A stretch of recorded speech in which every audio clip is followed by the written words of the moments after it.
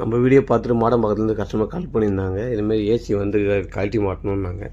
சரி நம்மளே கஸ்டமர்கிட்ட லொக்கேஷன் வாங்கி நம்ம டேரெக்டாக சைட்டுக்கு போய்ட்டோம். சைட்டில் போய்ட்டு அவுட்டோரில் கேஸ்லாம் ஃபம் டவுன் பண்ணிவிட்டு நம்ம ஃப்ளாரில் ரிமூவ் பண்ண ஆரம்பிச்சிட்டோம். இண்டோர் ஃப்ளார் ரிமூவ் பண்ணிவிட்டு இண்டோர் ரிமூவ் பண்ணி எடுத்துட்டோம். கஸ்டமர் கையோட வாட்டர் வாஷ் பண்ணி மாட்டிடலான்னாங்க. சரி நம்ம இன்னும் கஸ்டமர் இன்ஃபார்ம் பண்ணிட்டு இண்டோரை பாட்டாக பிடிக்க ஆரம்பிச்சிட்டோம். ப்ளோயர் காயில் எல்லாமே பாட்டாக பிடிச்சிட்டு நம்ம வாட்டர் வாஷ் பண்ண ஆரம்பிச்சிட்டோம். இண்டோர் வாட்டர் வாஷ் பண்ணி முடிச்ச கையோட நம்ம அவுட்டோரையும் வாட்டர் வாஷ் பண்ணிட்டோம். அவுட்டோர் வாட்டர் வாஷ் பண்ணி முடிச்சுட்டு பார்த்தோம்னா இண்டோர் ரீஅசெம்பிள் பண்ண ஆரம்பிச்சிட்டோம். இண்டோர் ரீஅசெம்பிள் பண்ணிவிட்டு கஸ்டமர் என்ன சொன்னால் ஷிப் பண்ணிட்டு உங்களுக்கு கால் பண்ணுறாங்க நாங்கள் 2 டேஸில். சரி நம்ம கஸ்டமர் இன்ஃபார்ம் பண்ணிட்டு சைட்லேருந்து கிளம்பி வந்துட்டோம். கஸ்டமர் 2 டேஸ் அப்புறம் நம்மளுக்கு கால் பண்ணாங்க. ஷிப் பண்ணிட்டேன்னா நம்ம டேரெக்டாக சைட்டுக்கு போயிட்டு நம்ம பண்ணோம். அங்கே போய் பார்த்தா வந்து காப்பர் டியூப் எல்லாமே எங்கள் ஃப்ளாட்டில் வந்து கன்சீல்டாக இருந்தது. சரி நம்ம டெம்ப்ளேட்டை வச்சுட்டு நம்ம இண்டோர் வந்து ஃப்ளார் வந்து பண்ண ஆரம்பிச்சிடும். இண்டோர் ஃப்ளார் பண்ணிவிட்டு நம்ம டைட் பண்ணிவிட்டு அவுட்டோர் வந்து சன்சைட் ஸ்லாப் மேலே வைக்கிற மாதிரி தான் இருந்தது. சன்சைடில் அவுட்டோர் வச்சுட்டு நம்ம ஃப்ளார் பண்ணிவிட்டு டைட் பண்ணிவிட்டு கையோட வேக்கம் போட்டுவிட்டோம். வேக்கம் போட்டுட்டு ஏசி ஆன் பண்ணோம். ஏசி ஆன் பண்ணி கூலிங் எல்லாம் செக் பண்ணணும். கூலிங் எல்லாம் கரெக்டாக இருந்தது.